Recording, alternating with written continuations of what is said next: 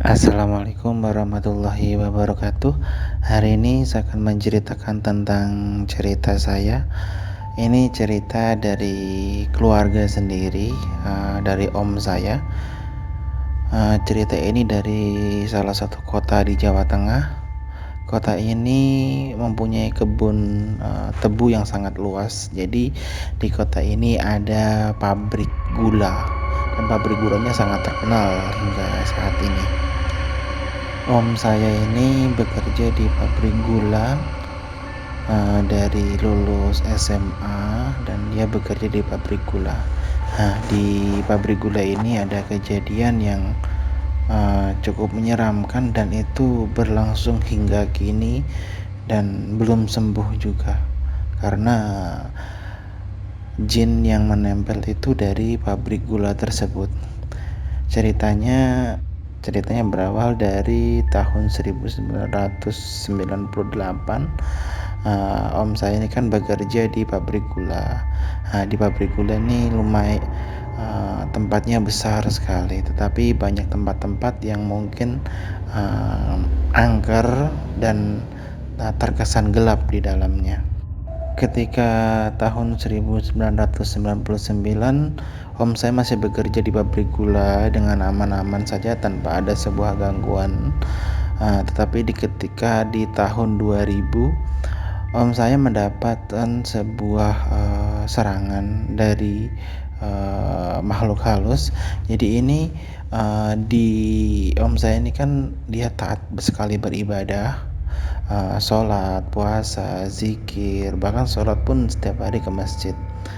Pada suatu hari om saya ini kan bekerja di bagian penggilingan tebu. Jadi tebu ini yang mau digiling untuk menjadi diperas jadi air gulanya, digiling dulu, dihancurkan dulu. Di tempat penggilingan tersebut, di suatu ruangan yang mungkin agak gelap, dan itu ruangan baru, itu ruangan peninggalan Belanda di zaman Belanda di tahun 1950-an. Itu masih dipakai Belanda ruangan tersebut. Pada saat itu tiba-tiba om saya ini dia pingsan dari ruangan tersebut. Setelah pingsan dibawa pulanglah ke rumah. Dibawa pulang ke rumah, om saya ini tidak mau berbicara sepatah kata pun. Jadi dia hanya bisa diam dan selalu melotot ke suatu titik di pojok. Nggak tahu apa, karena keluarga sangat khawatir, kakek ini manggil ustadz. Terus ditanya, "Pak, ini kenapa anak saya?" Ketika ditanya pun tidak jawab. Ketika itu si ustadz mulai berbicara, membacakan doa. Ketika dibaca doa itu mulai paman saya berbicara. Dia bilang, "Saya suka anak ini."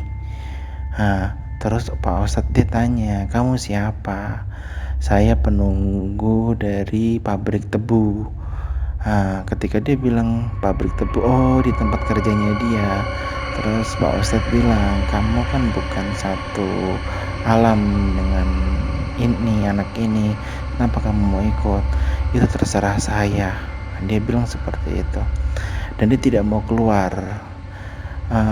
Dari pernyataan Pak Ustadz, dia bisa melihat yang ada di dalam diri om saya ini cewek dengan baju hitam, dengan payung warna hitam. Dan dia tidak mau keluar. Om saya ini jeleknya adalah ketika sudah dirasukin ini, dia ada kebiasaan-kebiasaan yang mungkin aneh. Pertama, dia selalu pengen bunuh diri ketika habis asar sampai selesai maghrib lah, di waktu-waktu tersebut. Jadi dia selalu pengen bunuh diri, entah itu dia menggantung sarung atau dia mencekik lehernya sendiri. Dia selalu bilang, "Saya ingin bawa anak ini ke alam saya dengan cara membunuhnya." Kejadian itu berlangsung terus-menerus. Tetapi ada sifat baiknya dari jin ini. Jadi jin ini masih ada di dalam om saya sampai saat ini. Baiknya adalah ketika melakukan apapun itu dia sangat taat beribadah. Jadi dia, tetap sholat 5 waktu, sholat tahajud, puasa, sangat rajin.